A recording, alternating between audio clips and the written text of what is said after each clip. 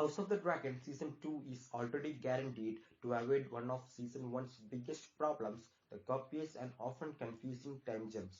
The time jumps were narratively necessary to illustrate the twists and turns of various schemes and family dynamics, not least the roller coaster relationship between Rhaenyra and Alicent from childhood friends to the brink of civil war.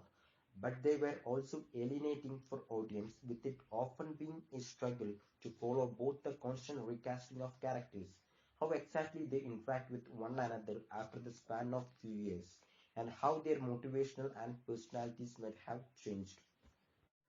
House of the Dragon showrunners Rand Conter has offered assurance that the series' significant time jumps have concluded.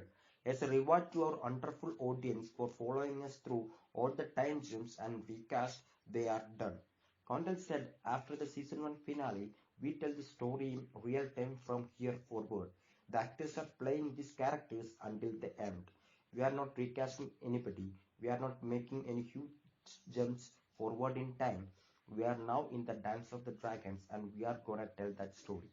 Given House of Dragons, Helmer recognized that much of Season 1 felt like a setup for Season 2 Civil War.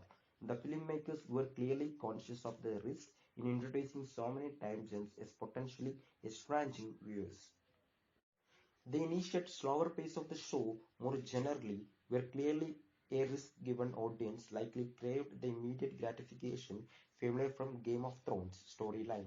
However, Condell and the team strictly treated them like a contextual prologues to both phenomenal final three episodes of Season 1 and the Dance of the Dragon Civil War to come in Season 2 and beyond.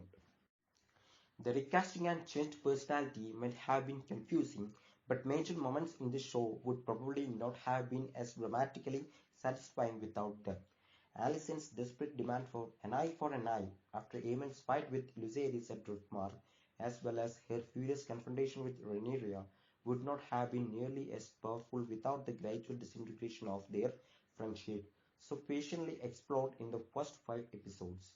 Damon's grab of Rhaenyra's throat in the finale would hardly be as shocking a reminder of who he really is without the earlier portrayal of him as a cruel, wife-murdering monster.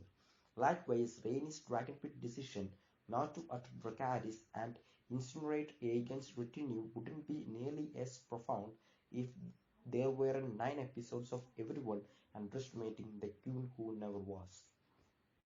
Different kinds of timeline management present themselves for House of the Dragon's remaining seasons. There are plenty of assassination schemes and battles to cover, including the monumental battles at Rookcrest and Duskinchully. Then there is the sawing of the dragons and the seismic battle of Gullet. Perhaps the most tantalizing of all is the spectacular dragon fight of Aemond and Daemon above God's Eye, or the raids at King's Landing, and the sacking of the Dragon Pit. Next season and beyond, that is a lot of ground to cover. House of the Dragon is currently planned to run for 4 seasons.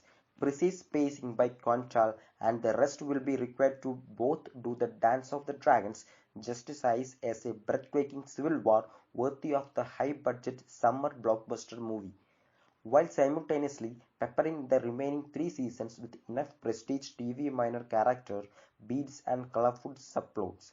With so much high drama and intense, brutal action left to cover, it demands a tricky balance to keep it as engaging a story as well as, hopefully, as exhilarating a spectacle.